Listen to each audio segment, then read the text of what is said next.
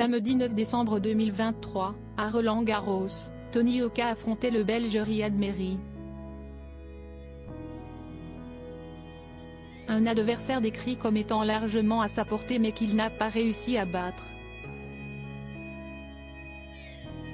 Une nouvelle défaite chez les professionnels à laquelle ont assisté plusieurs personnalités passionnées par la boxe dont Paul Belmondo et son fils Victor ou encore Gérard Darmon.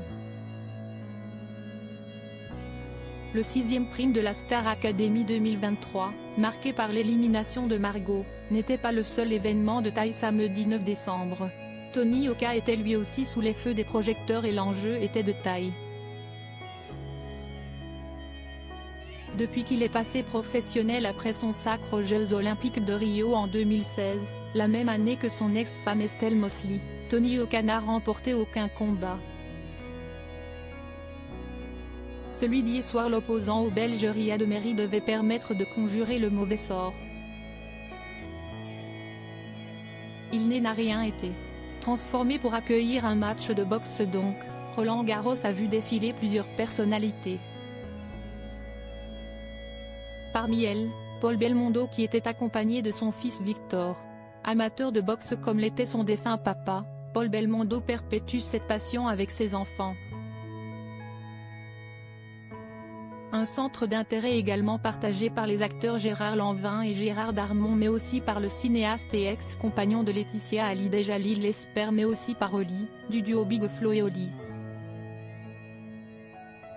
Les rugbymen Gaël Fickou et Cameron Wauki étaient également présents, le second venu avec sa compagne, sublime mannequin avec qui il vient tout juste de fêter leurs 2 ans d'amour.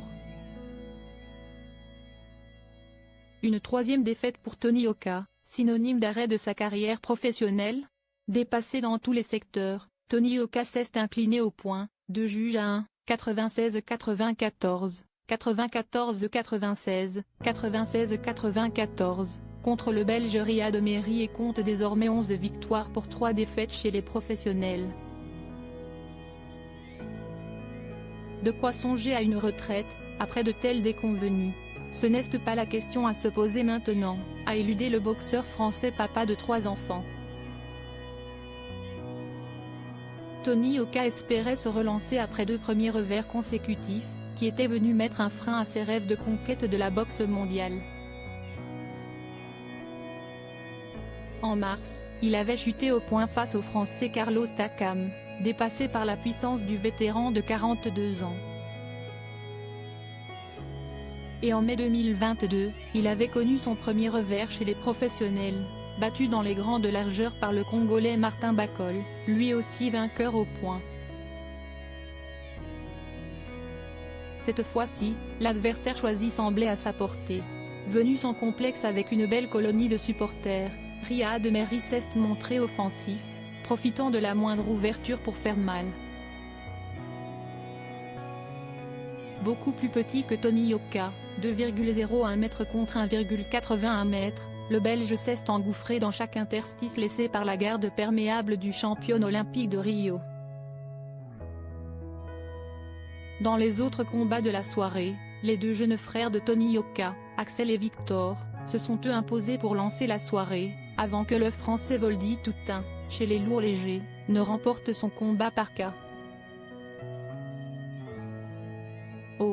Dès la première reprise contre le Croate Vladimir Belujski, chez les mi-lourds, Dylan Collin a conservé son titre de champion de France au terme d'un match équilibré contre Gaëtan Tamboué.